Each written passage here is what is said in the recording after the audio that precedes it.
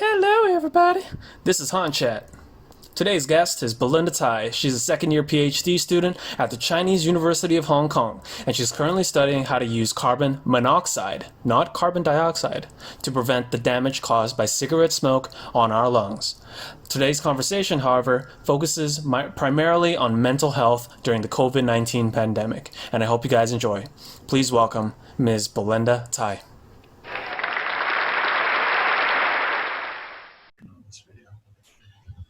Three, two, one. Hello, everybody. Hello, everyone. Belinda's back. Yeah, I'm back. Maybe this is the first time you see me in the YouTube channel, but yeah, I'm back. Yeah. So since then, oh my gosh, nothing has really changed. Yeah. We're still living in this quarantine society where COVID cases seem to be always rising or falling or rising or falling, and there's so much uncertainty. Yeah. And people are still separated from a lot of their partners, right? And you're one of those people. Yeah. So I'm jealous. Yeah, you can live with your wife every day. Yeah. No, if she wasn't here, I would go nuts. How are you doing? So your husband is in Foshan, Yeah. which is north of Hong Kong in mainland China. Yeah. So he's a doctor, right? How is he doing over there? Everything, I think now everything's back to normal in mainland China. Mm. Yeah, and his work, his salary, Mhm. and yeah, his family, they are in Foshan too. Yeah. They are spend the summer holiday in Foshan. Oh, His okay. family, his nephews, Mhm. yeah, they Gotcha. are in Foshan. So you're kind of jealous? You want to be with them? No, it's too noisy. I don't like, big family live together. It's not my style. Yeah. It's like, you came to Hong Kong. You specifically chose Hong Kong to be with your husband so that you're close enough to be with your family, so that you're close enough to be with your husband. Yeah. You had the chance to go to your dream university over at Yeah. Columbia. Mhm. So, man, I'm so sorry. So how are you dealing with all of this? I don't know. I just try to accept that. I just try to believe everything will be fine and we will be together someday soon. Yeah, because our neighborhood Macau. Yeah, Yeah, now it's the the border is open yeah, the border is open and people can travel freely. freely. Yeah, I'm so But- jealous. Just our neighbor, we are so close, but we are too far away. Yeah, we can't do that here. So what's happening recently is that the Hong Kong government allowed mainlanders to come to Hong Kong airport now. Oh, They opened it up again. a little bit good news, right? A little bit good news. Yeah, it seems to be heading in the direction. And I think one of the ways that the government's trying to promote more travel is by doing mass testing, Uh-huh. right? So they set up that 500 person hospital at the Hong Kong Expo. Yeah. And they brought in like 2 or 3 testing companies from China. Yeah, help and do- China also sent a crew of people Yeah, to exactly. Hong Kong That's to what I'm help do talking the about. test. Yeah, exactly. So hopefully, once we have that information, then they might also implement a system whereby people who have tested negative can actually go across the border. I think some people can do that right now, but they're only businessmen, right? Yeah, business and those Transportations, like I what? mean, like those cargo, those deliveries. Oh, I see. Like the pilots and the stewardesses and stuff like that. Yeah. Okay, so it's really weird because right now we're in this setup. We're in the same room actually, and you're across from me from the table. But I'm tempted to look at the camera because that's what I've been doing so far on the podcast. Yeah. But maybe it's better to just look at you because that's like having a real conversation. Okay. So rare these days. But our audience will feel weird. Why does people recording in the separate window, but they look at each other? Whatever, they can handle it. I think in some podcasts they actually do just look at each other, and there's a camera off to the side. Yeah. Yeah, But like we Joe should Rogan. show up in the same screen, same window. We do show up in the same screen. Okay. Yeah, it's gonna be like a split screen. Okay. So anyway, yeah. So we can't travel, and you've been apart from your husband for how long now? More than half year. Oh, jeez. And you know, the end of this month is my birthday. And it's my 30 years old birthday. It's a big birthday. It's a big birthday. Yeah. I mean, we talked about this before, right? Yeah, Just pretend. I can't celebrate my 30 years old birthday with my family. It made me feel so sad. I mean, we lost so much this year. Just pretend like you're still 29. Yeah. I hope so. Yeah, and then Pretend that the time stopped exactly. for this year. 2021 is when you're gonna turn 30. Yeah. And earn the 1 year, right? Man, Earn. do you have any plans for the 30th? I don't know, maybe just hang out with friends and have a birthday cake. Birthday cake? Yeah, do you want to join? Yeah, I want to join. Yeah, but this Thursday. This Thursday we're gonna have it? Next Thursday. Next Thursday. Next Thursday. Yeah, I'll put it on my schedule. We should do it. Are we allowed to where are we gonna have it? Yeah, 2 people together is the maximum. Right. So for the listeners who are not in Hong Kong, so only 2 people can gather in public at a time. Yeah. So even actually restaurants are closed now after 7. You can't even go. But between the hours that they can be open, only 2 people are allowed in one what do you call it? Like socially distanced area, right? So maybe we can celebrate in some separate tables. Yeah. One table, two people. Maybe we should all meet up here to cut the cake. Yeah. We should go into our separate rooms, and then we should do a Zoom call. Zoom, yeah. You sing me the birthday song. Birthday to you. It's weird. I don't like that. Yeah. Like This one is ridiculous. cloud birthday. Oh, so ridiculous. I mean, on the bright side, you can record it. Yeah. And then you can have it forever. Yeah. Every year I just my 30 years old birthday, a Zoom cloud birthday. Ooh, yeah. I mean, everybody's doing everything on Zoom these days. Yeah. I bet there are people who do their wedding on Zoom. Oh. Yeah. So I heard from Emily will go back to mainland to Can't. do your wedding. No, I can't. There's no way. There's no way I can go back. Why? First of all, I would have to quarantine for 14 days there, and then I have to go to Hubei, which is another 14-day quarantine, and then Hong Kong doesn't allow anybody from Hubei to come back within the last 14 days. So that after I leave Hubei, I would have to quarantine another 14 days, and then once I come back to Hong Kong, I would have to quarantine for another 14 days. So you mean if you want to do this wedding, you need 2 48. 2 months. No, not 48. I need 56 days. Oh. 14 times 4. Yeah, I would need 56 days. Oh. But I can't even do that Why? because the Chinese government won't let me and won't let foreigners in. Mm-hmm. So you and your wife can have a brief wedding in Hong Kong? I don't think there's a point. I mean, we're already legally married, right? Yeah. So I mean, if we're gonna hold a celebration, So Like you know, over. if the border open, I will bring my husband to Hong Kong and we do the register in Hong Kong. really? Yeah, because you know the marriage situation in Hong Kong and mainland China, they separate. Really? Yeah, you can have a wife here, and you can have another wife in mainland China. Oh. Yeah, it means that's legal. that's legal. Yeah. Oh man. Yeah, you can marry twice in a different place. Shh, don't let my wife know. She's gonna find some other guy in Hong Kong. I don't. First of all, I don't want another wife. One wife is enough. But she's at home right now. She could definitely have another husband, right? Yeah, illegal. Yeah. So hopefully she doesn't watch this podcast episode and doesn't get any ideas. Yeah.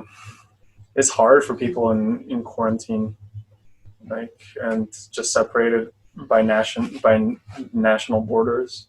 You just can't get together with their families. Yeah. Like when Ellie come over to Hong Kong from Shenzhen Bay Port, there were families there who were trying to come across, and their parents were able to go across the border, but their kids weren't. Why? I don't know. They didn't have the necessary documents, something like that. And it was really hard because one parent would actually already have gone over, and then the other parent would be like, okay, I'm dealing with this situation, but then their kids can't go over the border, and now that person can't come back because then they would have to quarantine for 14 days. You're already across the border. Yeah. Right? That's ridiculous. Well, I mean, that's what this whole situation created, right? It created this situation where everybody doesn't know what to do. Yeah. There's a lot of misinformation. Even people at the border, not everybody's 100% informed. They probably have to go to their manager, and Yeah. language, is another barrier. Yeah. Even if you speak the same language, you tell somebody something and they might misinterpret it some way, right? There's always this issue, and then you tell somebody and they make their life decision based on misinformation, and then they end up in that scenario where they're separated from their families, and maybe they don't have the money to find a place in Hong Kong and find a place on the other side in Shenzhen.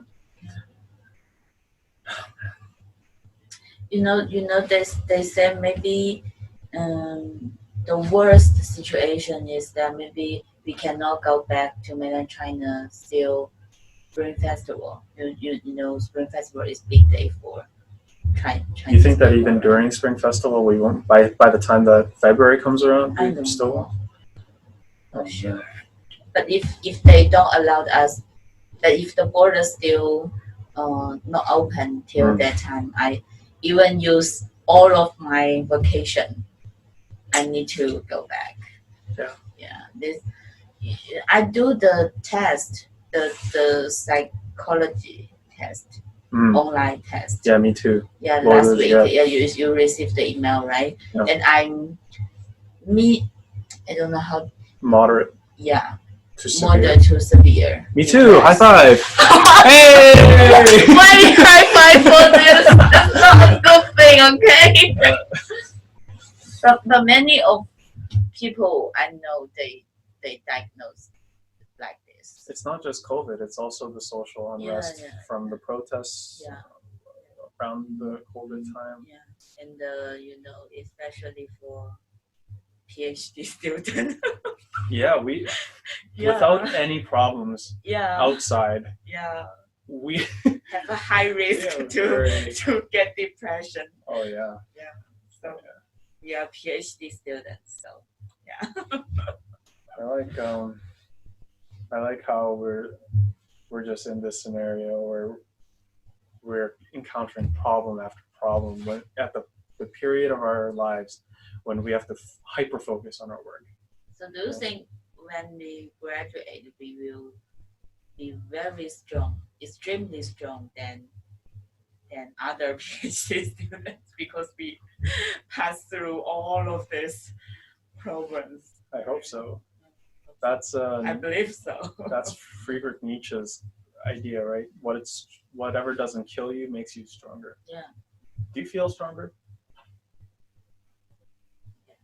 than 1 year ago? Yeah. Yeah, me too.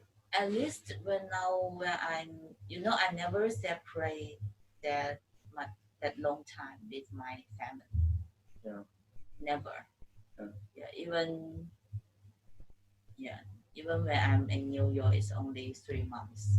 Yeah. But now I separate with my family for more than half year.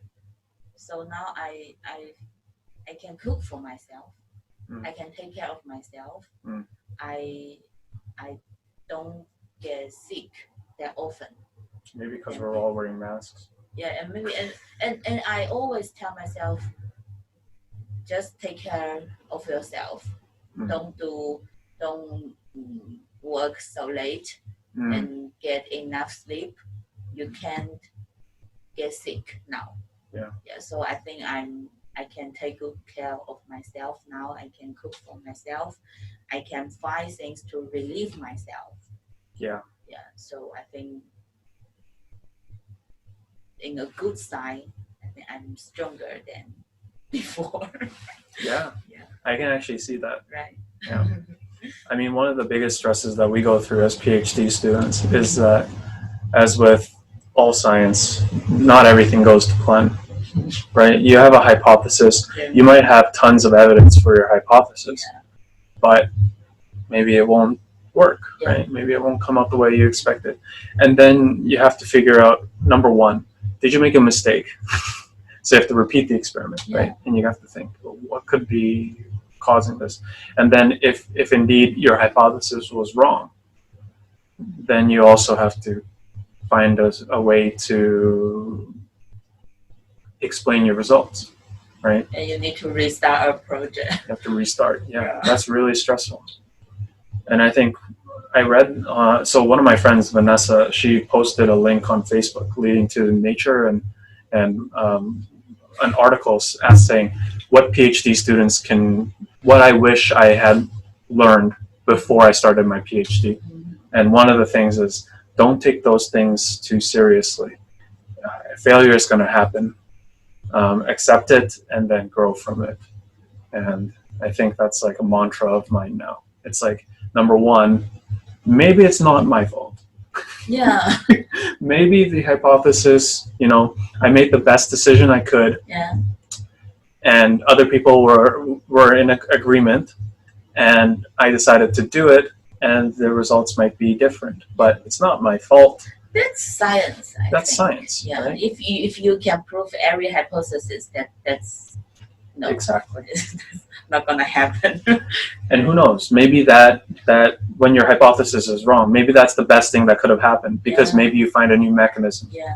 Or maybe you contradict something that other people have found. Yeah, and at least you can choose the H0 hypothesis, right? What's the H0? Oh, You mean the H1 and H0? like the null hypothesis. Yeah. You can reject the H1. Yeah, that's right. That's right. So now I think the whole year, during the whole year, I conclude one principle for my life. Just do everything can make me happy. So if these things can make me happy, I will do this. Okay. I don't think too much. So if do the experiment can make me happy, I just do the experiment. If go out and shopping can make me happy, I just go out for shopping. So if fight with my husband can relieve me, can make me happy, I will fight with my husband. I will do everything. What did you do to fight with your husband? Just yell at him and try to say something confused me and made me unhappy. We should have your husband on the podcast and ask him how he feels about this. I will send me the link. Okay. Yeah. Can he understand English? I think he can understand. He can understand what I'm talking about. Yeah. He said, right. "Oh, I don't know why I cannot understand Hans English, but I can understand yours." Okay. Maybe my Chinglish, maybe easy for him to understand. Yeah, there's a thing there. My parents can understand my Korean, but other Koreans will not always understand my Korean. You remember last time when we drive you to the airport, and after you get off, and my husband said, "Oh, Hans English is so comfortable." Comfortable? Yeah, just listen, just like a local speaker. Oh. I said, he is the local speaker. No, sounds like a local speaker. He is a local English speaker. And he liked to listen those native English, the pure English. What's pure English? Just like your English. Oh, okay. And he said, "Oh, even though I cannot fully understand what he say, but I just feel comfortable." Oh, okay. Yeah. When Emily in our lab, she said that when she listens to my English, she falls asleep. Why? because it's too like comfortable. BBC, like a BBC broadcast. Yeah, someone's gonna hate me for doing a Hong Kong accent, but if you think about the Hong Kong accent, it's very dynamic, right? Uh-huh. Like if you think, no, sorry, hold on. I like. Is it racist to do a Hong Kong accent?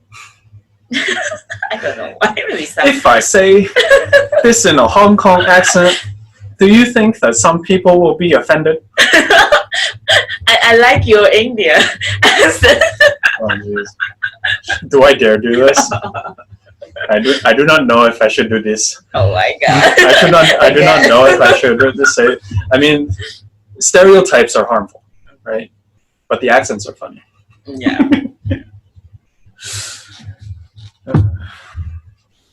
Burn this podcast now. Don't release it onto the internet. Oh my gosh. People are going to clip this and they're going to call me a racist. Woof. Just for fun. No offense. Yeah, offense.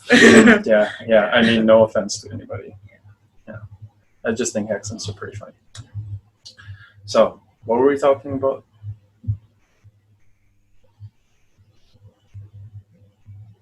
The depression? The PhD student? That's right. Yeah. So so with the survey, right? They said that we can also get counseling service, like from professional psychiatrists, like 8 free consultations, I think. Are you going to take them? I don't believe that. You mean I try to call the universities for help. Yeah. I mean, there's a hotline. And if you have any depression, you can call and someone will talk with you. Yeah. But I didn't feel that help that much. But I think those are different from psychiatrists, right? I have to believe that psychiatrists will actually help you. Really help? I don't know. And now maybe only some.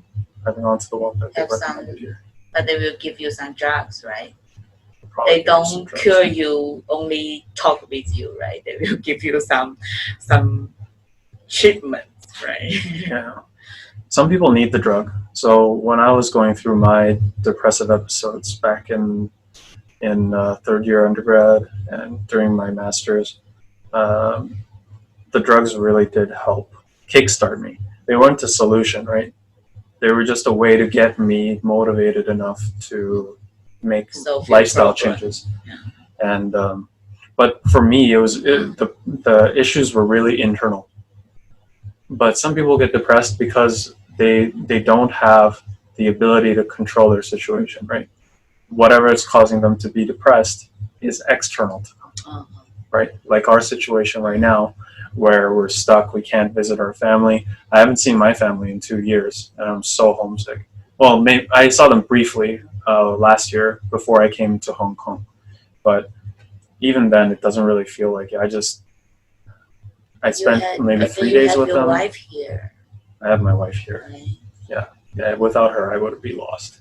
I'd really be lost. You know, there was a time when I didn't have my wife here. Yeah, I remember. And I got so depressed. Yeah. I just couldn't handle everything. And it was a new environment. Nobody's really, when I go outside, no one speaks the language that I'm speaking. Well, I guess it's not right to say that I don't speak their language. I'm the foreigner here. More people speak English than mainland China, right? Yeah, more of them do. Yeah.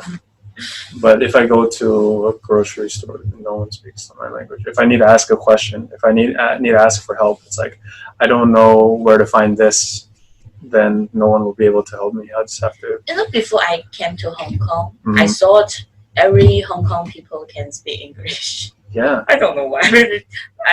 That's what I thought too. Right? Mm-hmm. So this is an international place, right? So everyone here at least can say some English. More people speak Mandarin here than they speak English. Oh. Yeah. But okay, so maybe we should talk about ways that we can relieve our stress. Right. Mm-hmm. So if you can't control your external environment, then the only thing that you can do is control your internal environment. So to what extent can you change your internal environment to counteract that of the external environment? the physio, no, it's a philosophy problem. What do you mean? I mean, so actually, I think for us, the external stress is not that much. For us? Yeah, because we don't have the financial problem. That's And, true. Right? We don't have too much responsibilities to take, right? So actually, only I think only thing we need to take care and we need to responsible for is ourselves. So I think that's why I actually I didn't feel that much external stress. Oh, okay. So So maybe our only stress is a thing little bit different then. I need to control is don't think too much. Oh, okay. Yeah. So my confuse is all come from I think too much. You think so? Yeah. Which is ironic, right? Yeah. So so if I can make myself happy, every problem solved. Okay. For But me. for how long? You mean for how long? What do you mean? Do you think that's a temporary solution where you're just ignoring the problems? Or do you think you're actually dealing with the internal struggle that you're going through? I think it's Maybe I'm not understanding what you mean by just like not think about it, right? Yeah. So if I cannot for example, if I feel upset for my experiment data, yeah, maybe I fucked the experiment today and oh my god, I spent 2 days and I get nothing. Right. So I will feel so upset. Okay. Right. So if I can solve this problem, is I can get a satisfied result, or I can just relieve myself, let it go. Okay. What's done is done. Okay, yeah. Something like that. Yeah, you can't change it now. Yeah.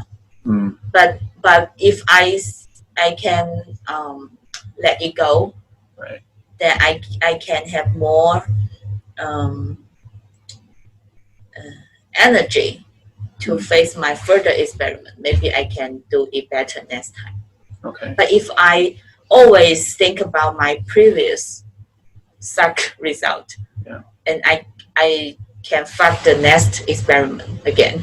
Right. Something like that. Right. So if I can let it go, then I can restart my life and restart my experiment again. Right. So I like to restart everything actually. But is that really just controlling your internal environment? Because what you're doing is you are having a result that's not good. Because I know you're very smart. So you'll think about what happens, like what happened, and you'll try to fix the problem.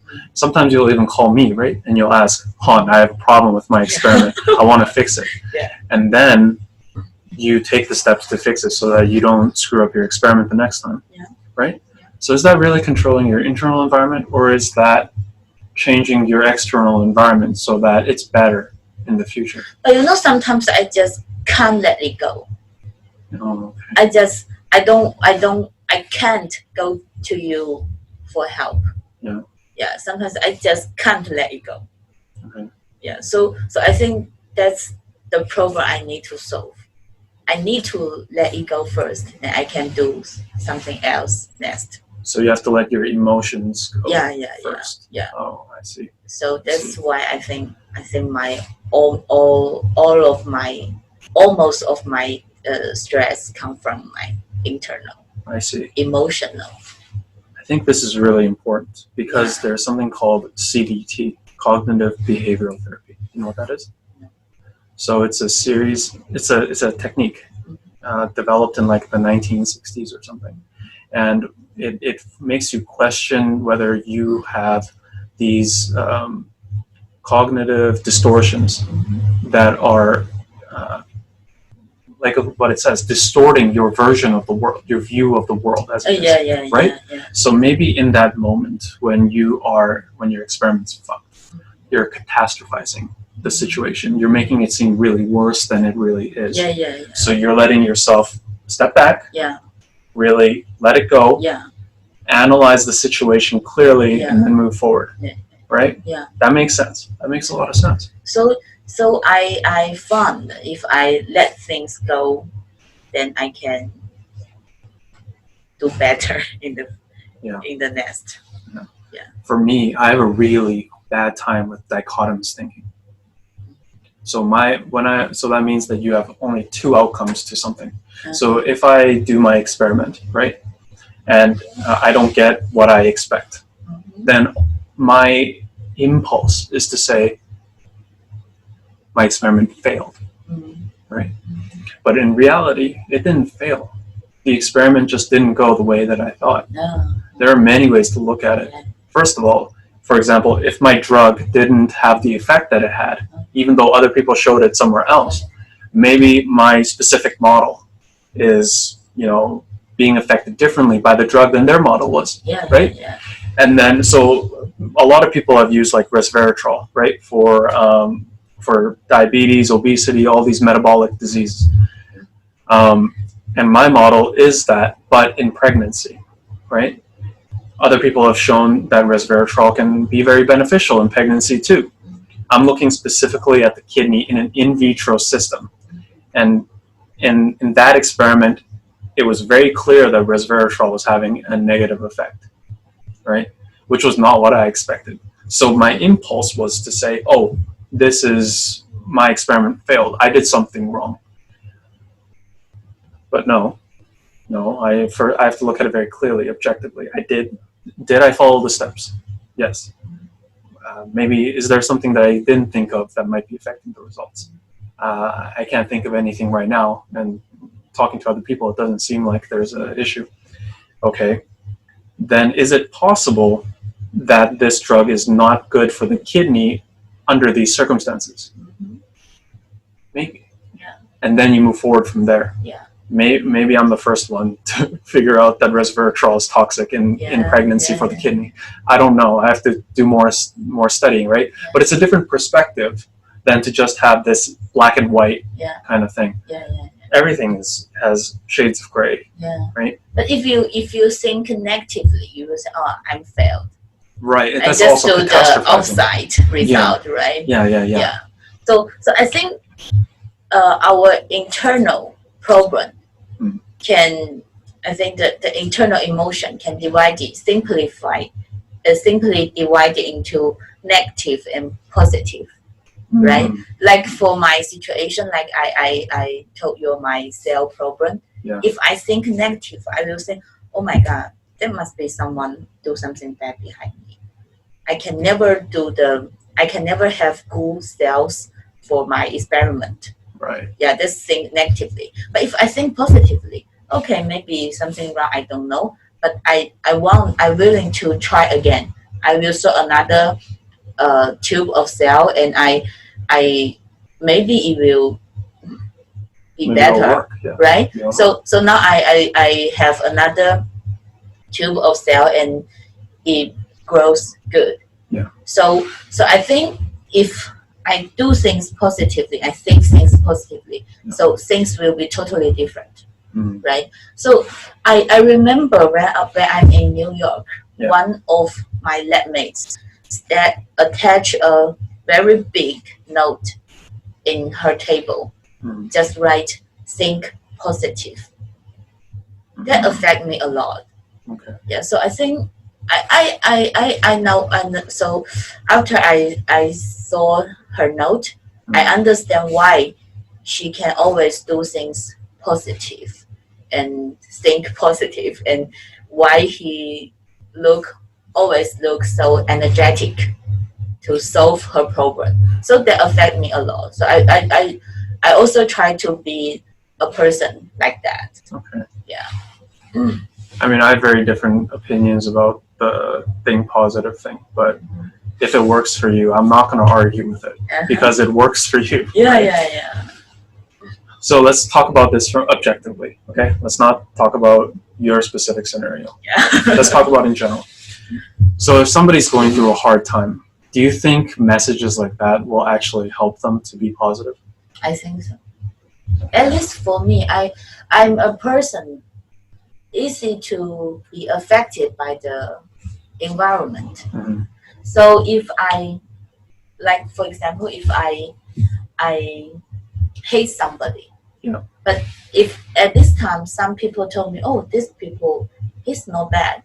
Yeah. Actually, he do some many good things for us. Mhm. Then I will change my mind. Okay. Yeah, other people's opinion can affect me easily. So at least for me, this message works for me. Yeah, I Yeah. think for some people it works. Yeah. So the reason why I'm so critical of it is because when my wife and I were separated, she was in Chongqing, I was in Hong Kong, and we were in a scenario where we didn't know whether she could actually come to Hong Kong. Right? So this was, even when I was quarantining in Chongqing with her, I was thinking, should I even come back to Hong Kong? Because if I come back, there's a good chance that she won't be able to come and we'd be separated for years. But I was like, okay, I have to think positively. It will all work out. I'm going to go to Hong Kong. I'm going to get you the visa. I'm going to go to the immigration office, get you the visa, mail it to you, and you're going to be able to come to Hong Kong. So we both said, okay, it's going to work out. So then I came to Hong Kong. I mailed her the visa. And then we wanted to make sure that she can cross the border. But then the immigration department said that she can't come because the Chinese government hasn't endorsed her visa. Okay, so we had to endorse her visa. Yeah. So she had to mail her visa to her friend who's in Lichuan, in Hubei, to get it endorsed. They said no. They said they can't endorse it right now because of the policy. And we asked, when is it going to change? And they said, I don't know. So we're in this ridiculous scenario where the Chinese government is not letting her come and be with me. We're paying 2 separate rent. She already quit her job because she was expecting to come to Hong Kong before the coronavirus thing hit. And we were stuck in Hubei for 3 months, and then her job opportunities flew away. So then we're in this scenario where we're financially struggling. We don't know whether she can come to Hong Kong. Her government won't let her come. And I was like, always be positive. You know, we got to think positive. We got to figure out a way through this. And she's like, no, I give up. It's too hard. Like, I can't do this. Like, everything around me is saying no. How can I be positive? And I understood her. And I always wanted to be that rock. But at times also I felt that it would, even if I was telling her to be positive, myself, I couldn't be, right? But at least you need to be positive, right? But it's because hard you to be. still try to solve the visa things. Some, like I was telling you about those families that were separated. How are you going to tell them, be positive? But if you be positive, you're positive, then you can try to solve these things. Yeah. And you can continue your PhD study. Yeah. Right? But what do you think if you what would you know, what did you I mean so if at that time you think negative, so what will happen? I gave up. Give up what? I gave up trying. Try what? Try get back to Hong Kong or try get your wife to Hong Kong? I gave up. Back to Hong Kong. You just give up your PhD degree. She gave up trying to come to Hong Kong. Oh. I gave up trying to convince her that there's hope. But at least you were positive at that time, right? For a while. But finally you solved this problem. But if you didn't think positive. That was random. On whim. I don't know what was happening. In the morning, I was so depressed. I said, I feel like our marriage is going to collapse if I don't do anything. Uh-huh. So it wasn't out of positivity. It was out of desperation. I called the immigration office and I said, okay, I need you to listen to my entire story and tell me if she can come to Hong Kong in her current situation. Mm-hmm. So we had a visa before. It was endorsed by the Chinese government, but she missed the Hong Kong enter by date. And so we applied for a new visa. She couldn't get endorsed by the government for the new visa. Can she come to Hong Kong? And they said no again. And I said, hold on, please. Listen closely to what I'm saying, because I think there might be miscommunication going on your end. And I repeated it again. And then I think something clicked. And he said, on the endorsement, is the enter by date expired? And I said, no, she still has many months in that endorsement left. He said, then she might be able to come. And that was when I was like, oh. But you I started crying. insist. You didn't give up your hope, right? That's positive. That was desperation, though. It wasn't positivity. I was on my last straws, man. I was actually considering maybe I should give up this thing, and maybe I should just go back to China. Maybe I should find a job there or something.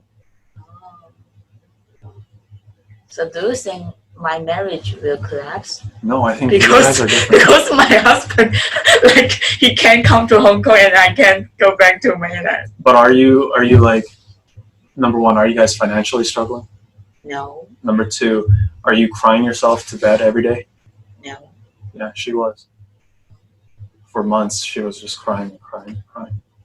I think she's a little bit dependent on me for her happiness. Yeah. You know, I and my husband being pretty independent. Yeah, but I also think she's very insecure, because I think growing up, she felt she was very neglected by her parents. She felt like she was always alone.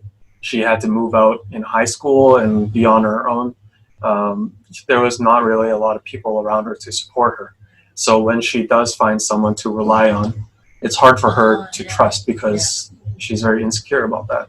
And I understand her too, right? Which is why I'm like, we work together, right? Because I fulfill her need for security, right? So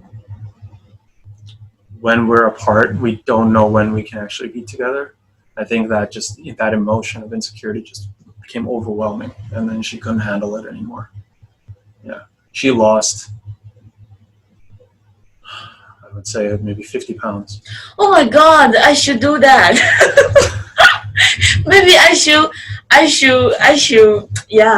cry in bed every day and go to the lab, no eating, no drinking. She didn't eat. I had to call her every day to make sure that she was eating. If I didn't call her, she wouldn't eat. That's good ways to lose weight. I'm pretty sure. I want to do everything to lose weight, I mean, I want to lose weight too, but I don't want to go through that. I don't want to go through that again. No, I think the financial struggling will cause a big problem for our marriage. I always have a big fight with my husband when we have some potential. It's not really happen. Just I'm afraid it will happen. Some financial struggling. Yeah. That will cause a big problem. Yeah. And I think a lot of people who are going through stress right now, a lot of it is financial. Maybe not in our little weird ecosystem in our university, but even back home, there in my province of Alberta, the biggest industry in Canada, the biggest industry was oil. And then the price of oil crashed. A lot of people were laid off. The government doesn't have enough money to pay all of its workers. And you have this situation where the very fundamental economic power of the society crumbles. And with the COVID situation, it's even more. The COVID situation was what caused the oil industry to crash, oil prices to crash. Because no one was like going outside and like traveling. And then there was a investment company in Finland who withdrew several billions of dollars that they invested in the oil sands, and a lot of people lost their jobs. They lost their sense of stability. maybe they can't make rent payments. Maybe they have to move back with their parents. There's a shift in their identity, and it's causing them to become even more stressed. Right? Like, how do you say to those people, be positive? Isn't it better to do that cognitive behavioral therapy? Identify the areas in your life where you're exhibiting dichotomous thinking, where you're catastrophizing. Are there maybe misconceptions that might be happening? And beyond cognitive behavioral therapy, is there a plan forward? Right? Being realistic and moving forward in that realistic way. Right? Having community come together and support each other instead of saying be positive, because I think be positive is very detached. You're giving someone an instruction and you're not really being them for their. I think be positive. Another saying, another way to say be positive is don't give up your hope. I Right. think for me, the be positive is equals to don't give up hopes. But you're telling someone that rather than actually being them for them. But like for now, maybe someone lose their job. Yeah. So if you give up your hopes, you just let yourself upset every day, and don't try to solve problem. Just think in your emotional world. Yeah. That won't help. But if you don't give up hope, maybe the government will try to help them to get another job, Mm-hmm. or to give them some sponsor maybe. Okay. And Right. So I guess what you're trying to say is, if you internalize this idea of not giving up hope, then you'll find opportunities to get out of your situation. never give up your hope. And if you give hope, then it will easy to commit suicide. Yeah. So I think. I mean, that is when you give up on everything. Yeah. You can't even I stand up think for give yourself. up hope means you give up everything. Hope, I think, is a powerful thing. Oh yeah, At least for me, I think if I don't have any hope, I will feel the world is meaningless to me. Mm. Yeah. So hope is another powerful word for me. Okay. Yeah. I guess those words are really effective for people who haven't given up hope, or maybe they think they give up hope, but really inside they didn't give up hope. Yeah. And maybe there's a reminder. It's like, I think this message is used for those emotional people. Emotional people. Yeah, like me. So who is easier be affected by other people. Right. So if I make friends with those positive people, yeah. I feel like I become positive. Yeah, Mm-hmm. Yeah, I see what you mean. Yeah. But what about for someone who has completely given up hope? Completely given up hope. Do you think those words are effective? Because what I was trying to get at earlier was maybe because they've done a study at Harvard, I think, or Stanford, 75 years running. It's a study of happiness. What makes you happy? They had 3 PIs do this over 75 years. There's not a study like this that exists on the planet, because usually when a professor retires, then the study's over, right? But no, they keep transferring the study and they keep going. And what they found was that the main thing that keeps people happy is relationships. It's really the people who you're with. They adjusted for like your finances and things. I mean, up until a certain point, your finances do contribute to your happiness level, but past a certain point, then it's really about your relationships with people. Yeah. Right. So I'm wondering if, people during this time, they have to come together as a community, which is hard to do because of the nature of this pandemic, which is you have to keep separate in order to prevent the transmission of the virus. Right. So it's really making this sense of community difficult. And I think it's actually tearing apart some communities, like not Yeah. just marriages, Yeah. but also just friend groups, your Yeah. schoolmates, your classmates, your teachers who are a big source of support when you're young, your coaches, you know. So Maybe I think maybe after the COVID-19, maybe some people will say, "Oh, no talking is good. Keep social distance good." Maybe some people will realize that. I don't think society is going to be the same. I think when Right. people get sick, they're going to wear a mask. Yeah. I think they're going to try and avoid big social gatherings. Wash your hands more often. And wash your hands more Yeah. often. I think society's going to move forward after this. We just need to find a way to connect as a community again. What do you think some solutions might be for that? Because I've got nothing. Reconnect our society. Yeah, to just prevent people from so for people who are, you know, in a rut, right, who are depressed, who are having all of these stresses. For me, I think one of the most beneficial things is to just talk to people. And we'll talk to people who really care about you, right? It's really unfortunate for people who don't have that kind of support. And maybe like one of the things that we can do is to help bring those people back into our community, right?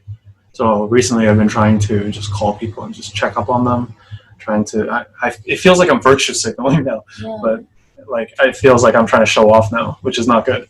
But like, I mean, I feel depressed, so I'm sort of doing this for me too, Yeah. right? So I want Because to you were in the same situation, so you can feel what they feel, right?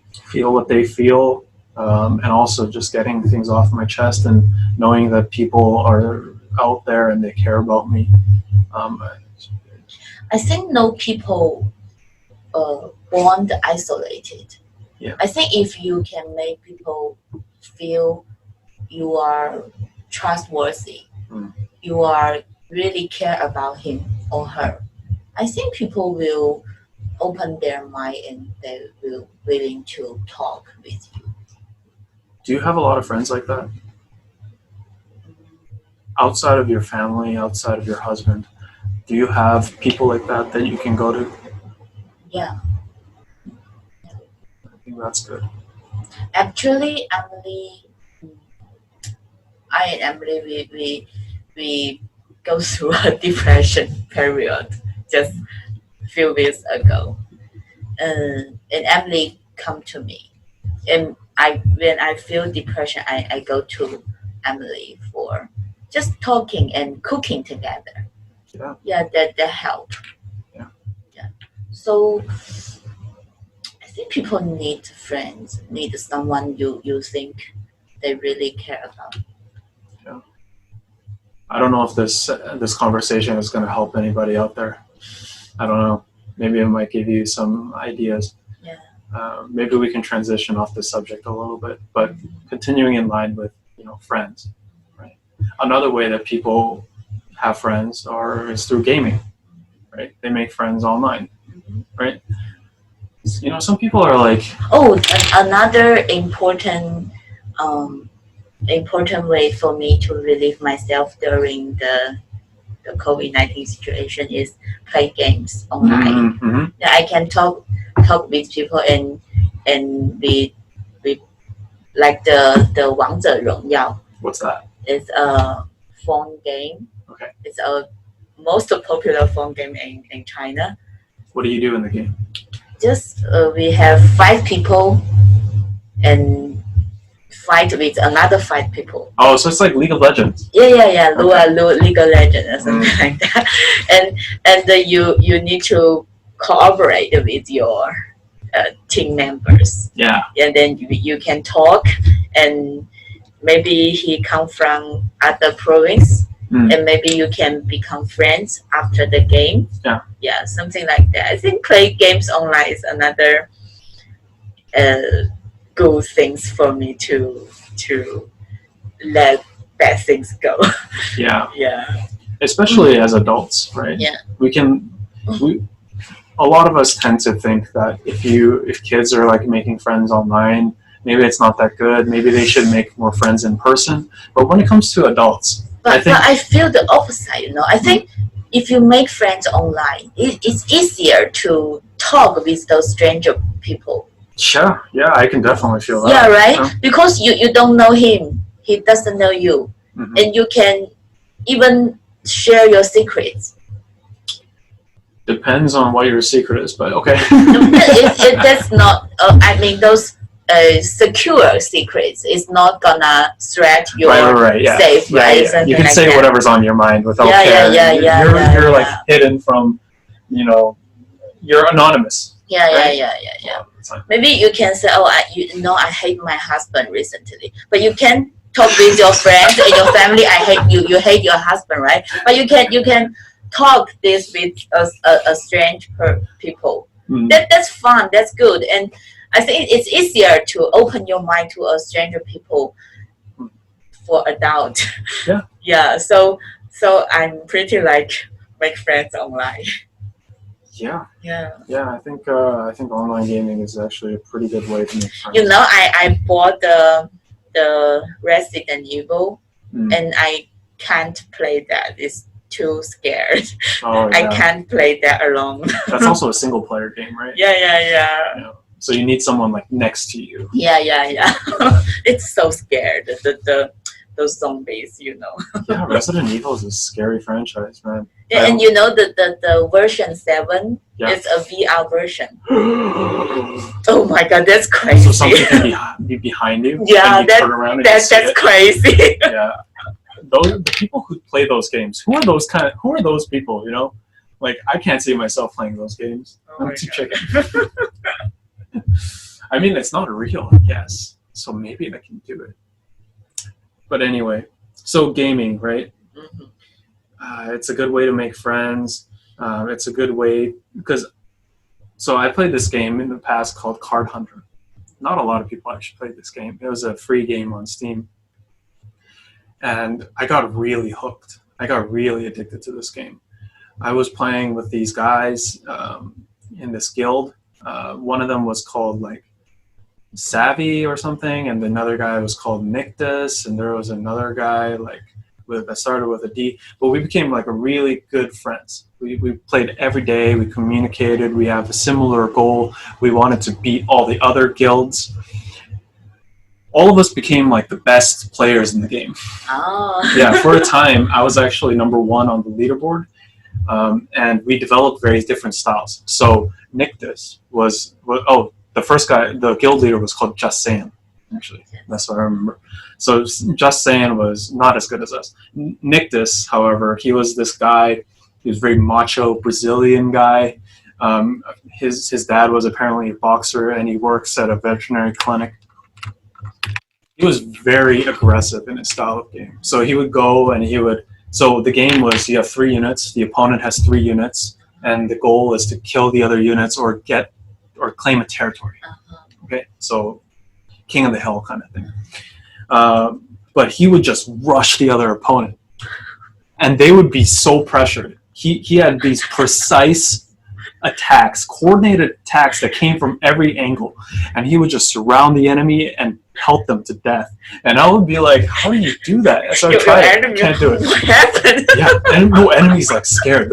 They're pressured. They're like making mistakes. They're like trying to run away.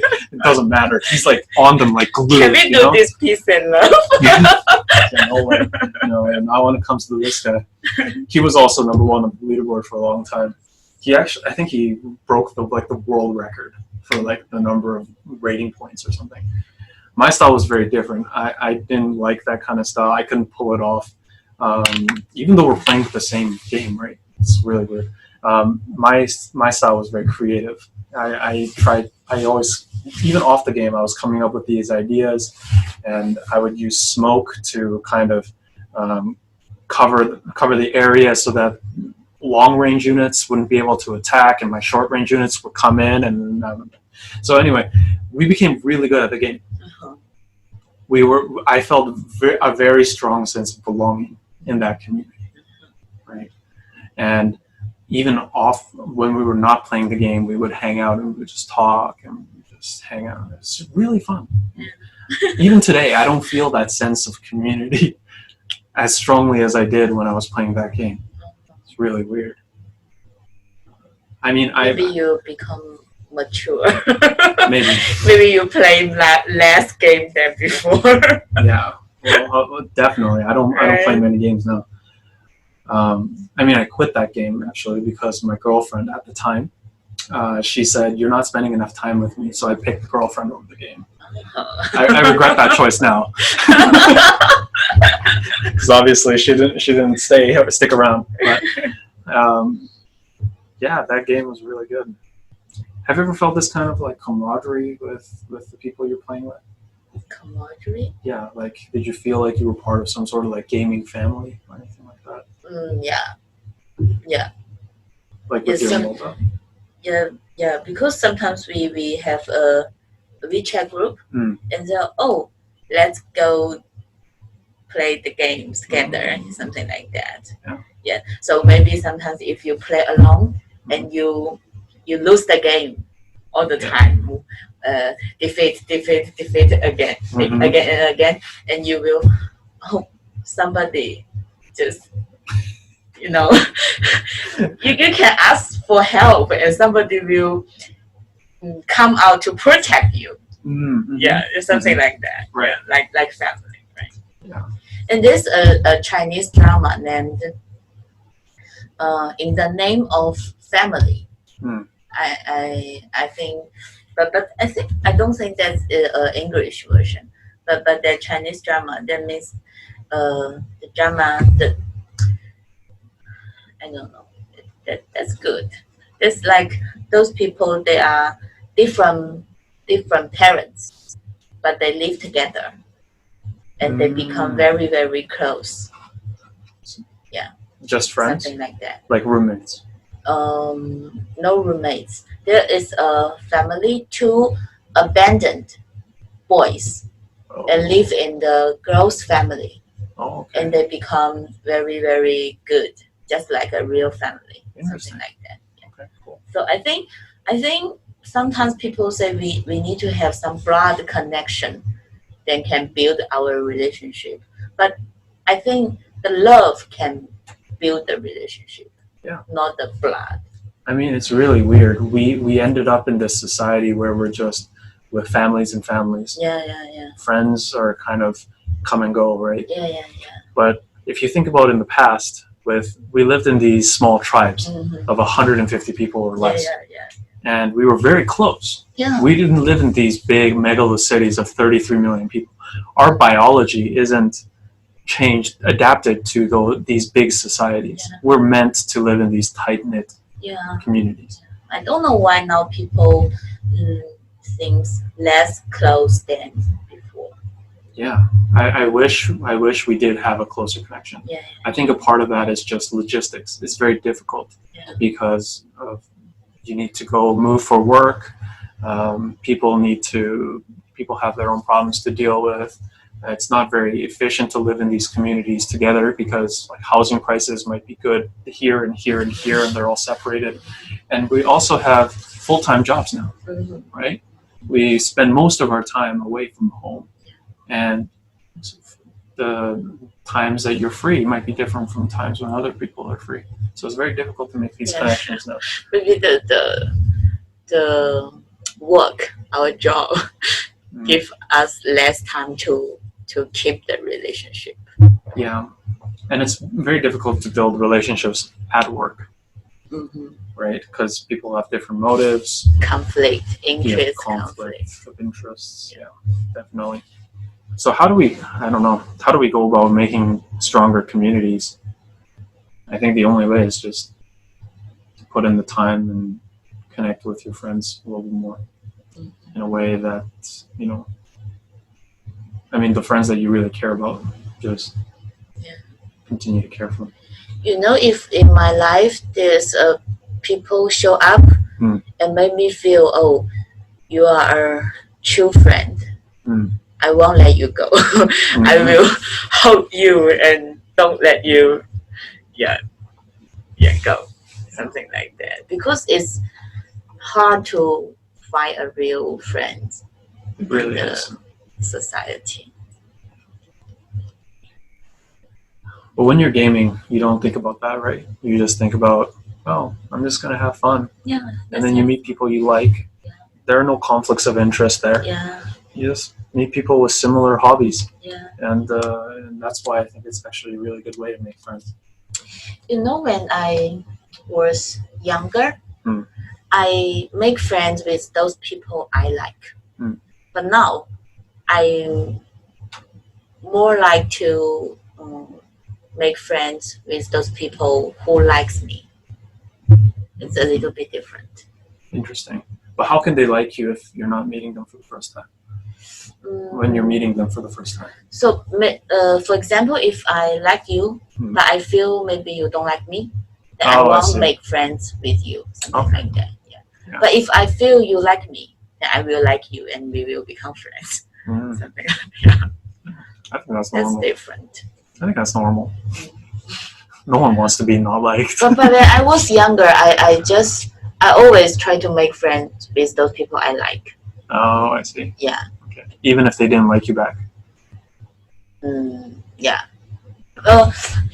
And sometimes if the people they like me, but I don't like them, I don't make friends with them before. But now, if you like me, even those I don't like you that much at the beginning, and if you make me feel, oh, you like me, I will like you. Yeah.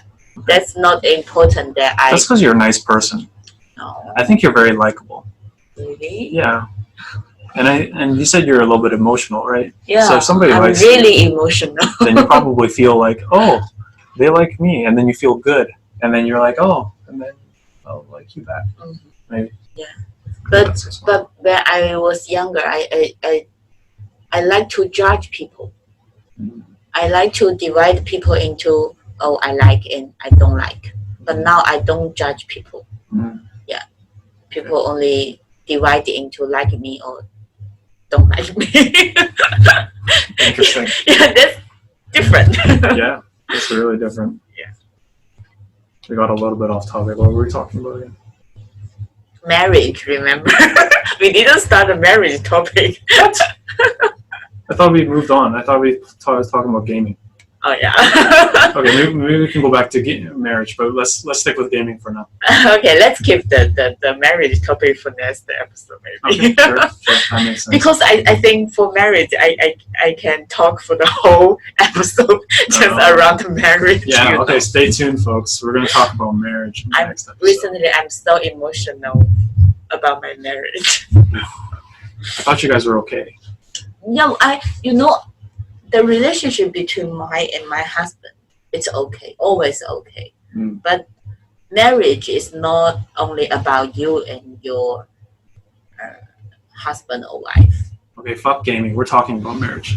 Okay, so you want to start now? Yeah. I mean, actually, I cannot get well with my husband's family. Yeah, that's a big problem for me. They are nice person. They do calm things to me, but I think maybe the culture different, the language different. So I never feel I'm part of his family. But aren't you guys from the same hometown? No.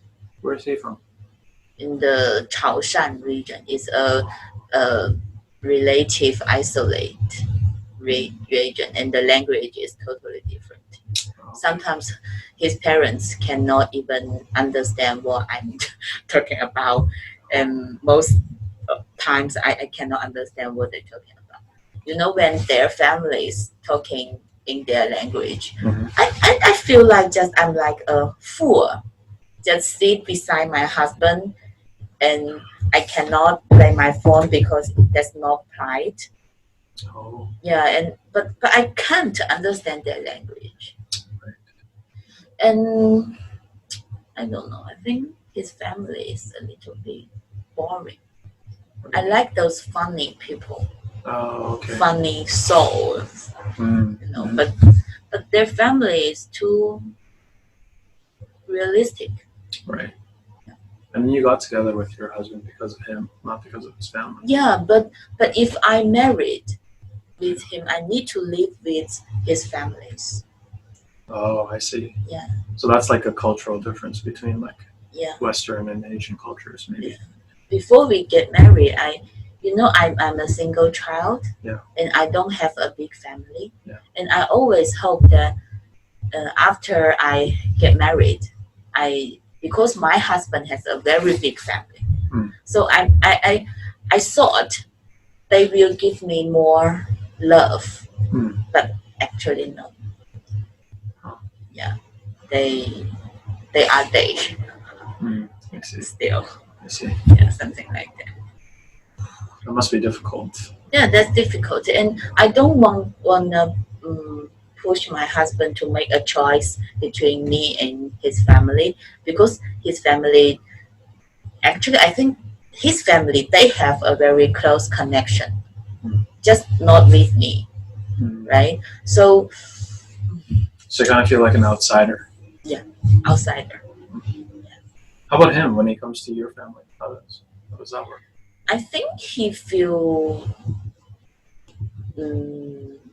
outsider too. Okay.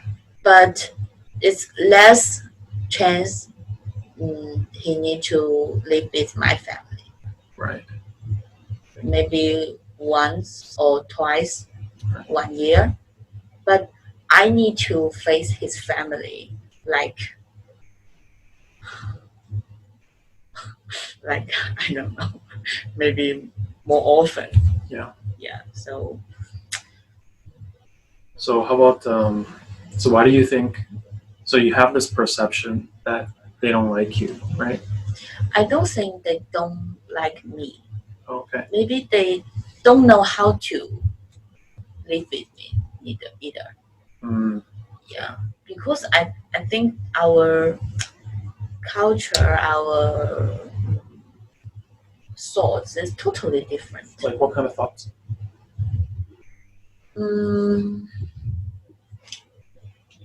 For example, for the Spring Festival, when I spent the last Spring Festival in his family, because last year is our first year of our marriage. I need to go home with him. But his family just celebrate the Spring Festival very simple.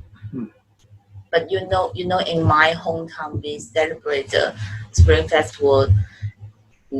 Many people being together, right, and have many delicious foods. Yeah. And we have the firework. Yeah. Yeah, it's a big day. Yeah. But in his family, they think, oh, just a special day, not a big day. Okay. And when I proposed to do some barbecue or something fun, and his father just reject my proposal.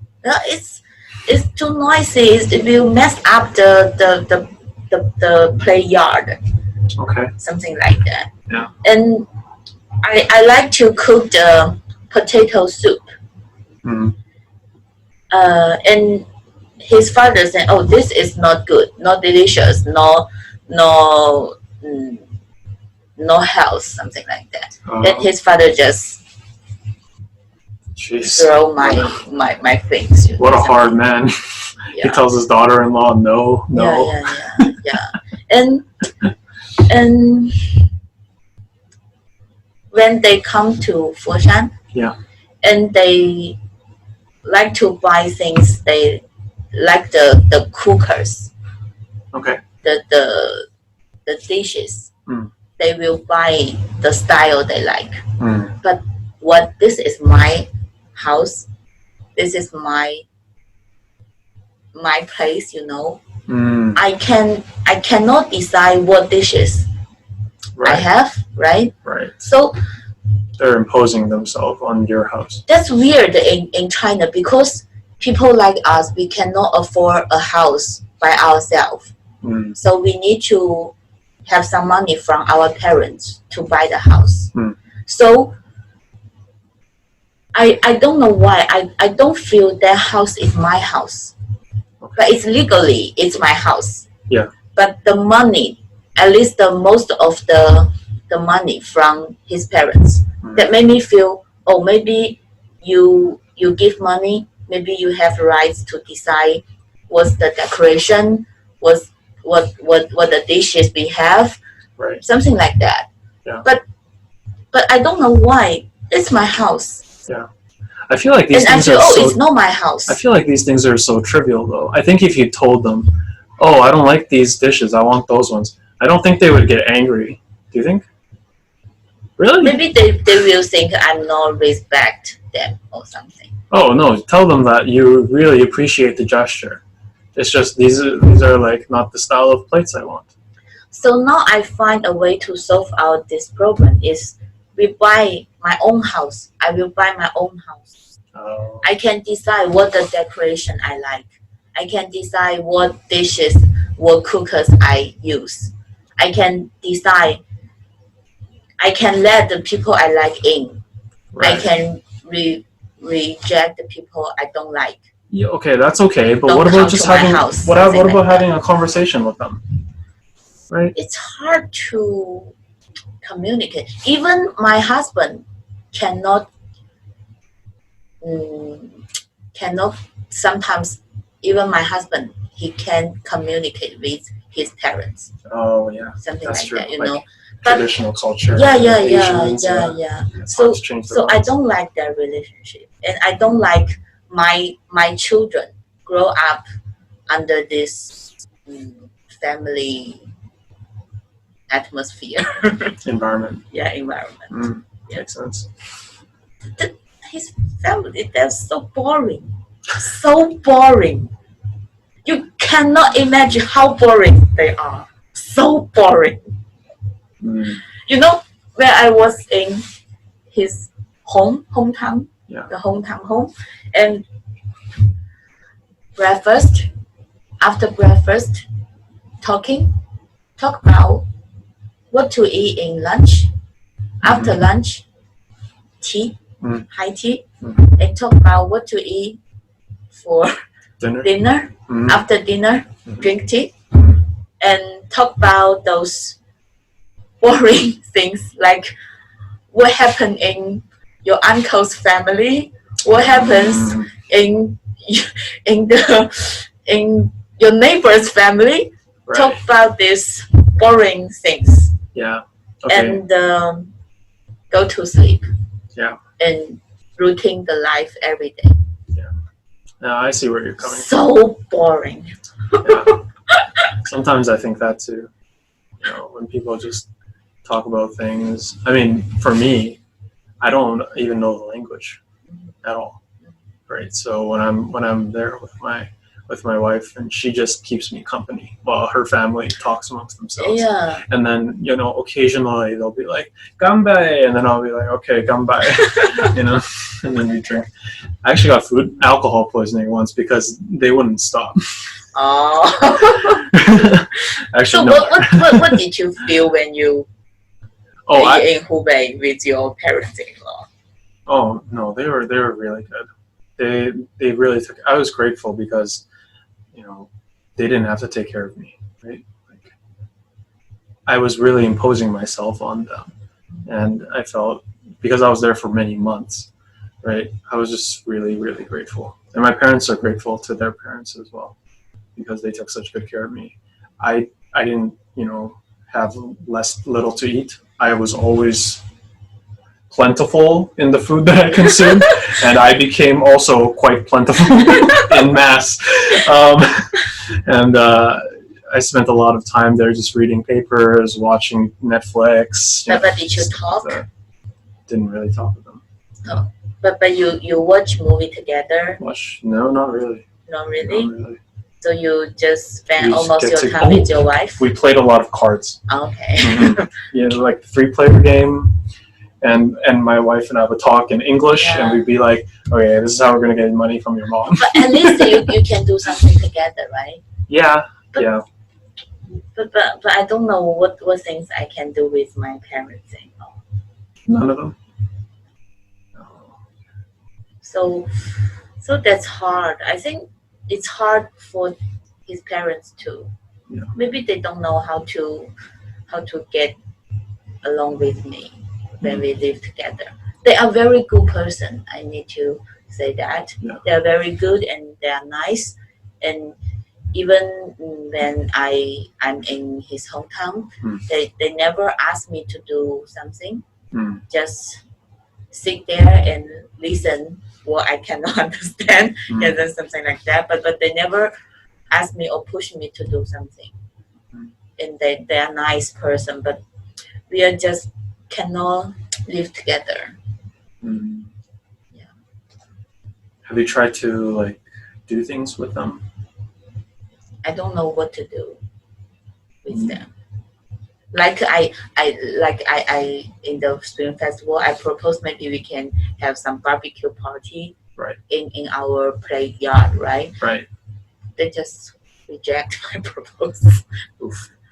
I mean, if I was in your husband's position, then I would be like, have you talked to your husband about this? Yeah, talked to him many times. Like if I was in that position, then I would talk to my parents and I'd be like, oh, well, my wife is feeling kind of left out. Like, I need you to step up. I need you to, I want us to do something together, right? But my husband, I think my husband can't say this to his parents. I think it's these years, 30 years, they are, parents, always parents.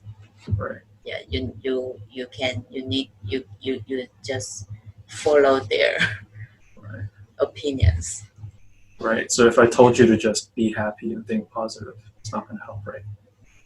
Yeah, it can help. I thought I was going to win this argument. No, never. But if I don't think positive, maybe I just give up my marriage. But I think positive. I know maybe there's other things I can do to solve this problem. Right. So I need to save money and I need to buy my own house. Yeah. And I can have my private reagent. Right, and it's not tied to their finances, so you don't feel guilty. Yeah. So, and my husband said he agreed. We can live separate, relative separate with his family. Oh, I see. I see. At least my husband can understand, and he agreed with me. Yeah. In this, so I think positive. I didn't give up my marriage, and just last week I proposed divorce to my husband. I think I just want to divorce with you, but I still want to be with you. I mean, maybe we just end our marriage, but I still want to be with you. Right. We can live together. We can. I want you. I don't want your family. Yeah, it's something like that. Right. So for me, I think marriage is a contrast. Social construct. Or Yeah. Contract. Oh, I see. You sign a contract, and the contract will protect your property, protect your children, protect your rights. But I don't think marriage is essential for love. No, I don't think so. You don't think so? No, I definitely think marriage is a social. It's like, like you were saying. Oh, what happened? Huh? What happened? So Hold on, folks. There's technical difficulties. We'll be back in just a few. So let's bring this here, and then let's continue the marriage topic next episode. Okay, so we're back. Unfortunately, due to technical difficulties, we can't continue the recording with the two cameras, but we can still do one camera. Okay. Okay, so where were we? The marriage. Yeah, we were talking about you want to be with your husband. You don't want his family. Yeah. So it come to our different view on marriage. Yeah. So I definitely agree. I think love can definitely exist without marriage. And like you said, the main point of marriage is to have like protect your property, like make sure that if something really goes wrong with the marriage, with the relationship, then at least both of you guys are protected. Yeah. Right. Yeah. If something goes wrong, then if you have kids, then your kids will be well taken care of. Right. Yeah. So I think that's really important. But I also think that a component of marriage is just a commitment, right?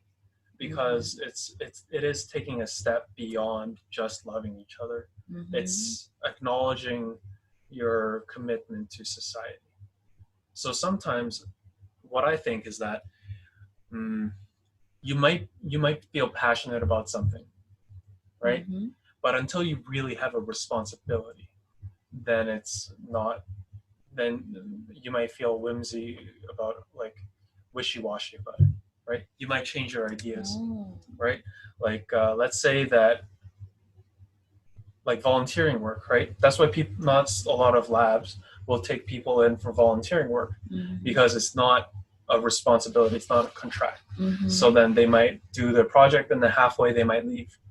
That's why professors will be like, no, if you're going to come to the lab, I want you to be my summer student. I want you to be my graduate student, right? I want you to be committed to this for a period of time, and then, like, we can go our separate ways or whatever, but you're obligated, your responsibility is to finish this project. Even though you can still somehow get out of it, right? You don't have to do your project, but you feel like you're more obligated to it because you've committed to it on a social scale. So it's a title. Do you mean in some ways the title give you some responsibilities? Yeah, I think there's a title, and I think that comes with responsibilities. Exactly. But I think for me, I think you say that right. So I want my husband, but I don't want his family. So that's why marriage confused me a lot. That's not an easy situation. It's a simple question. So if you now you get married, right? Yeah. So your wife, she is only child. Yes. And maybe you will go back to Canada for your work, maybe 2 years later. Then when it comes to the Spring Festival, so in your home or your wife's home, because your wife also want be with her parents, right? Of course, yeah. And I mean, on the bright side, we don't have Spring Festival. So Korea, you don't celebrate Spring Festival? We do like a thing where we just eat. I mean, in our family, what we do is we just put up a picture of our deceased ancestors, and then we have a meal, and then together, and then we just come together as a family, and we spend some time together. But I don't think our family is that big on these kind of holidays. It's really just like any other day. Okay. Yeah, at least in our family. So for spring festivals, we can always go to my wife's family. So Christmas is. Yeah, Christmas is huge. So we'll do Christmas at my place. Okay, so you don't have this problem.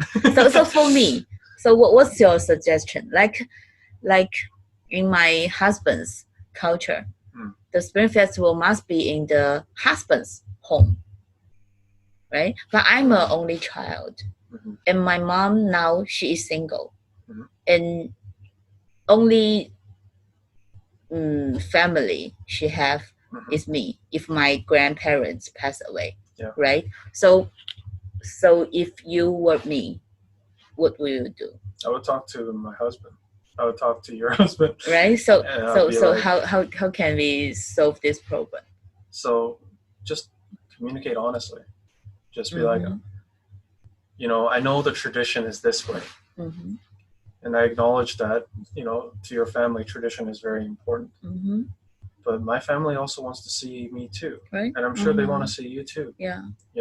It's like, I want some equality. And how old is that tradition anyway, where the woman has to go to the husband's family? It's probably not even like 100 years old. It's 100 years old in his hometown, I think. Is it 200 years old? I don't know. You know, like It's a history. like you got to think about really like what the value of that is versus the value of your happiness. And if your husband values that you're happy, then he'll make the decision to confront his parents and tell, right? Now we decide if maybe we can do both. Maybe 1 year my husband's home, 1 year in Foshan with my mom, Right. something like that. But I don't know. This is only our decision. We didn't talk this with his parents. Maybe his parents won't accept our decision. Maybe they say, "Oh, you need to go back every year," and I said to my husband, if your parents requires you to go home for Spring Festival every year, then I will go alone with my mom for the Spring Festival. Yeah. Right.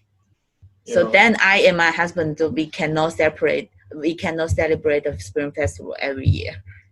you know, as adults, everything we do is very difficult. Mm-hmm. But you're an adult, and they're also adults. Everybody has to make difficult decisions, It's a difficult and you don't always situation. you don't always need their approval. Right?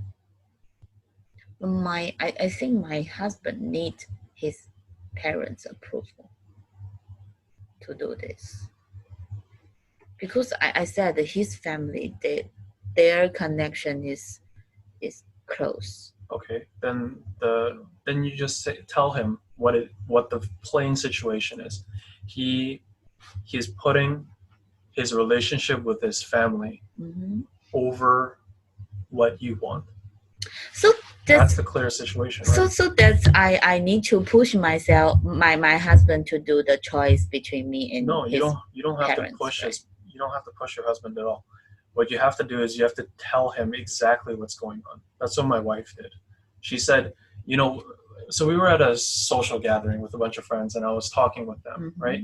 And then she was kind of being ignored. So I tried to bring her into the conversation, but she was kind of mad. And then I was like, what's going on?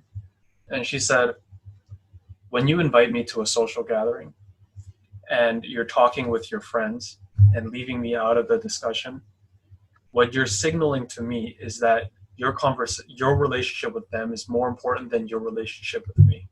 And I said, that's ridiculous. I love you, and they're just my That's friends. the situation where I go to my husband's hometown. But that's there's exactly truth the to same. it. There is truth to it. Yeah, exactly. Right? How you feel, whatever I say is going to change how you feel. You feel the way you feel. Mm-hmm. Right? Mm-hmm. My wife, no matter what the situation was, she felt the way that she felt. Mm-hmm. And it's not my job to tell her, your feelings are wrong. No, your feelings are how you feel. Now let's make a decision based off of that. And this is how I feel. Mm-hmm. And now you can understand that. And then we can discuss how we can move forward. Mm-hmm. Have you had that discussion with your husband where you said, this is how I feel, Yeah. and this is how you feel? Yeah. But he always tell me, oh, it's temporary. Maybe we just go back home to face those relatives maybe twice a year, 3 times a year, something like that. You just live with it. Just maybe pretend you're interesting. But I don't even understand your language. How can I pretend I'm interesting? Yeah, that's on not your a topic, good. right? That's not a good argument. He's just telling you to suck it up. Yeah, because it's not often. Maybe you just spend 1 day or 2 days to do this. Yeah. He's saying, oh, it's okay. You just bear right with it. But even as a married couple, you're your own person, right? If he doesn't want that, if he doesn't agree with your viewpoint, it's okay to argue with him, and it's okay to say, I'm not happy. I'm not happy. Yeah, I'm not happy. And I want to go to my parents this year for the thing. Yeah. And then he can make a decision, right? It's not just your decision. It's also his decision. Last He has year, to choose. I can't say this because I think maybe this will ruin our marriage. But this year, I think I'm like I said, I'm stronger. So easy to ruin a marriage. And I found that when I say these things out, it didn't ruin our marriage. Yeah. If in the opposite, it will let my husband think how to solve this problem. Right. It's better than I thought.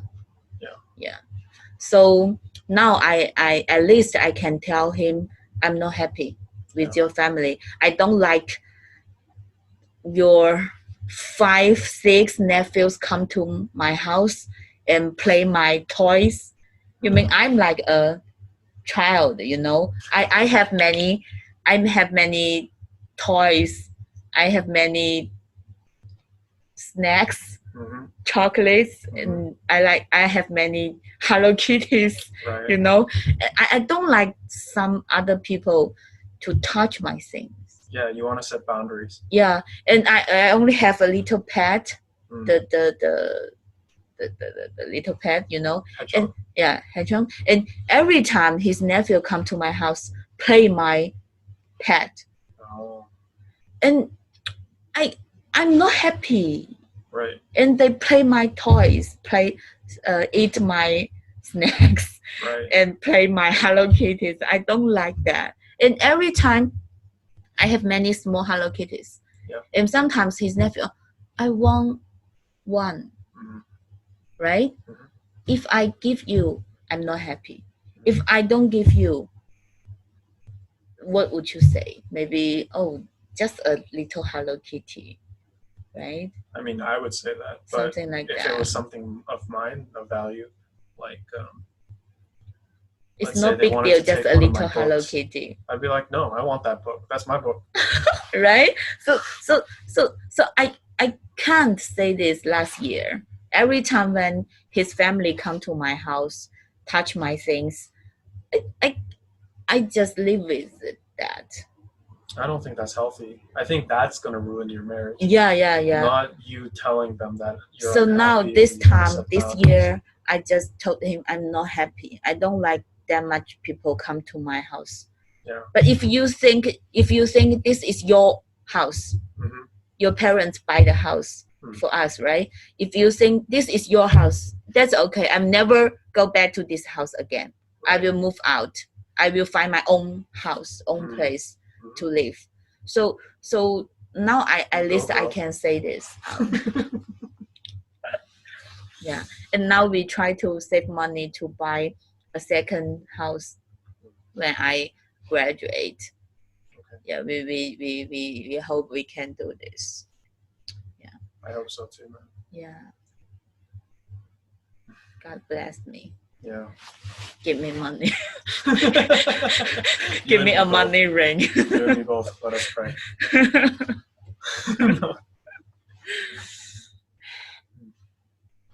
My husband is a very, very good mate. Very, very good husband. Good boyfriend. But so I just proposed to him. I'm not talking about divorce. I just want to end our marriage, but continue our life together.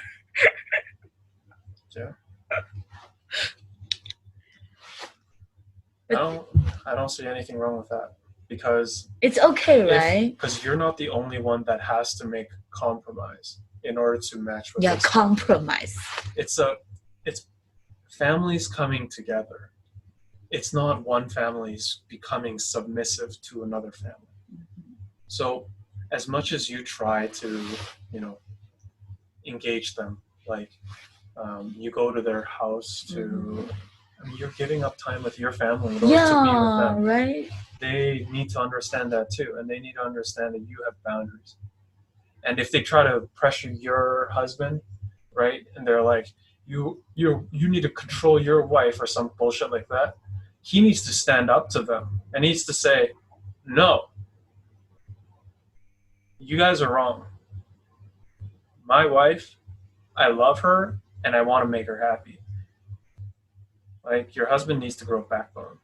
I hope my husband can get this backbone someday. Yeah. For example, when last week we have a big fight through the WeChat. Yeah. and maybe his mom hear something, and his mom said, "Oh, maybe we should go home tomorrow. Do you have time to drive us home tomorrow?" Something like that. And my husband told me, "Oh, maybe my mom hear something," and I feel guilty, like I push her parents back home, something like that, and I made me feel, oh, I'm guilty. I'm not even in that house, and I just want them go home. It just made me feel, oh, I'm not that kind of person. Do, right? You do want them to go home. Yeah, yeah, man, you should feel guilty. But I will say this. Yeah, so for one thing, I hope my life can be the way I like. But one way I also want my husband happy, because now you know, when I'm here for we separate for more than half year, and I think he's so lonely every day. Of course. Yeah, so now I think his family can be there with him. I'm happy for him, but I'm unhappy for myself. Yeah. Yeah. And maybe I'm a little bit jealous. I say, oh, I'm alone. I'm lonely here. I'm alone in Hong Kong, and you be together in my house. Oh, definitely. Right, something like that, right? So maybe I'm a little bit jealous. Yeah. So I need to admit that. Yeah. Don't lie to yourself, man. When you admit the truth, marriage. That's when you can move forward. Marriage. And this is not this really doesn't feel like an external, like what we were talking about. It doesn't seem like something on the outside that's really forcing you into this position. It's not like you're a slave. It's not like you're sold as a bride to Korea when you're from Vietnam or something. It's not like you were kidnapped. It's not like some government's oppressing you, right? These are things within your control. And if you're brave enough, and if you're honest enough. Yeah, honest, I think, is another important quality for marriage. Very important for me. So if I feel unhappy, I just told him I'm unhappy, right? Yeah. I can't pretend, oh, I'm happy. That will cause serious problem, right? I lie to myself all the time. And sometimes I have to step back and say, is this really, I make excuses for myself all the time.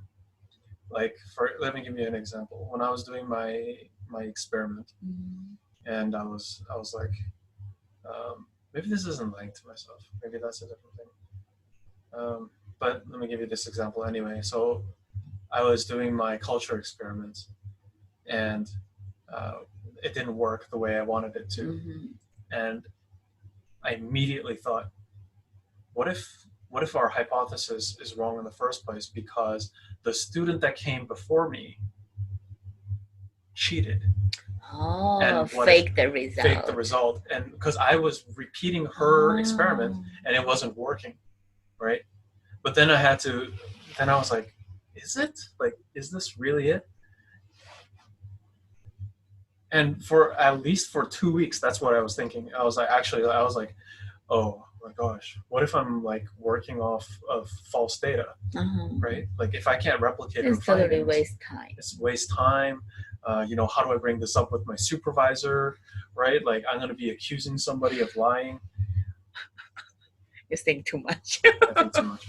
And then I was like, oh shit. Did I make my media right? Oh my god.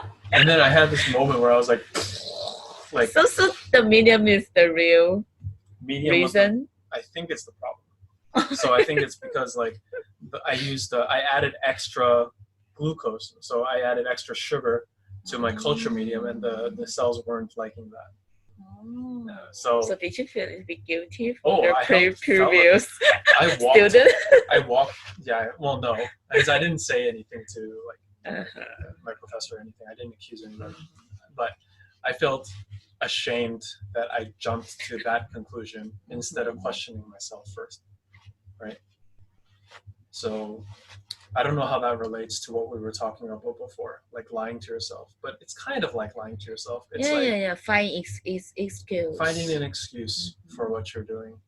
And you just got to be honest and you got to be real with yourself. Yeah, be real. So I think after I discussed this with my husband, I think our relationship become better. Yeah. Yeah, I don't feel that stressful about his family, and I think we can find a way to solve this problem. Just make more money to buy another house, right? Everything can be solved.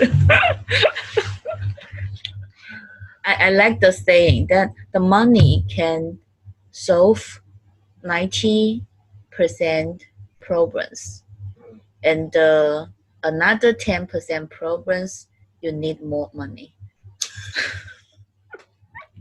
Do you agree with that? No, but, Right? but it's funny. It's funny. Yeah, I like that saying. Okay, so it's getting quite late, so maybe we should end the podcast. How long? I think we've been talking for almost 2 hours. Oh. Yeah. I need to change the medium and finish the day. Yeah. And I will go hiking tomorrow. Whoa, where are you going? To the Hezui. Hezui. It's a beach. I'll show you the picture. It's so beautiful. Show me after. Let's finish the podcast episode. Okay. Yeah. Okay. Okay, so I'm back. Thank you for coming on the podcast, Belinda. It's always a pleasure. You're a really good friend. And I wish you the best of luck on your marriage. I'll be here to talk with you through the entire process. Anyway. Okay. Yeah. Okay. Bye, everybody. See you.